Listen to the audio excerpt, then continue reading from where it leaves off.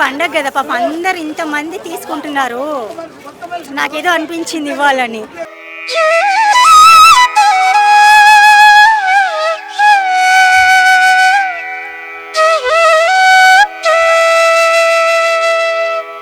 నిన్న అనుకోకుండా ఇటువైపు వచ్చాను. నేను అక్కడ ఏదో క్యాజువల్గా నిలబడ్డాను. ఈయన కుర్చీ తాత అని నాకు తెలియదు. యూట్యూబ్లో చూసా కానీ ఈయన వెళ్తూ ఉంటే ఈయన బాయ్ బేటీ అన్నాడు. నాకు ఎక్కడో టచ్ అయింది బేటీ అని.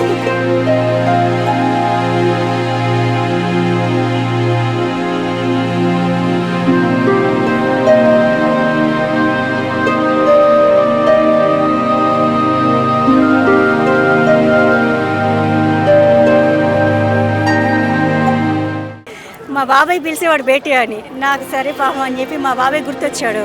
ఇంకా ఆయన పేరు మీద మేము ఈసీఎల్, ఇంకా ఆయన పేరు మీద ఒక డ్రెస్ తెచ్చాను పాపం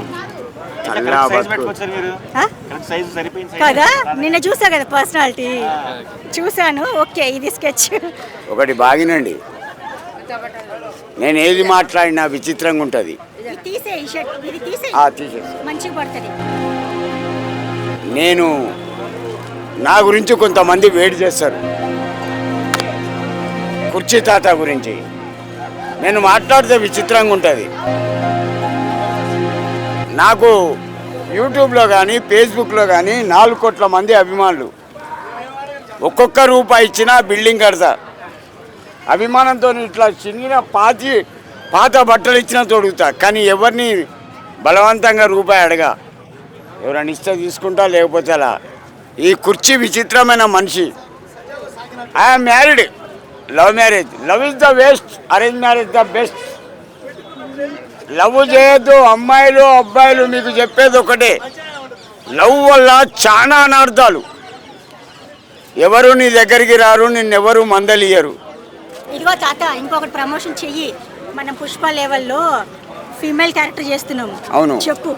అమ్మాయిల గురించి, అమ్మాయిలు గురించి సేఫ్ సైడ్ గురించి చెప్తున్నాం. అమ్మాయిలు పుష్ప లెవెల్ ఉంటుంది. తగ్గేదేలా గంధం చక్క నరగాలే, అమ్మాలే. దీని తల్లి సిక్కదరగా అడవులు తలగబెట్టాలి, అమ్మేయాలి.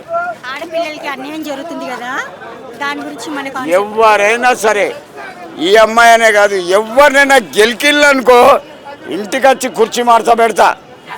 అడ్డా తెలుసుకొని కుర్చీ. నేను సీఎంలకే భయపడలా. రేవంత్ రెడ్డి కానీ కేసీఆర్ సీఎం ఉండగా 5 సంవత్సరాలు వాడిని ఏడిపించిన. 5 సంవత్సరాలు ఏడిపించిన ప్రపంచానికి ఎరక. వానికి ఇంటికి పంపిన మొగని నేను తెలంగాణలో. ఇవాళ 15 సంవత్సరాలు పిల్లాడు 2 బీర్లు తాగుతాడండి. 2 బీర్లు అవసరమా వాడికి తాగుడు? వాని వయసు ఎంత, వాడెంత? ఎక్కడి నుంచి వచ్చినాయి? 400 రూపాయలు 2 బీర్లకు. మళ్ళీ తాగేది ఇంత పొడుగు సిగరెట్ డబల్, అదేంటిది గోల్డ్ బ్లాక్ కింగ్ సైజ్. ఇది తల్లి సిక్కదారుగా ఎక్కడి నుంచి వచ్చినవి డబ్బులు? మరి నాకెవడు ఇయ్యాడు? నా కొడుకులు తాగరు. తాగిళ్ళనుకో మెడల మీదకి వెళ్ళి 3 కొడుకుల తండ్రిని. ఎవడైనా సరే తాగిండనుకో మెడలు ఇరిగా కొడతా. జీవితాలు నాశనం చేస్తున్నాయండి తాగుడు వల్ల.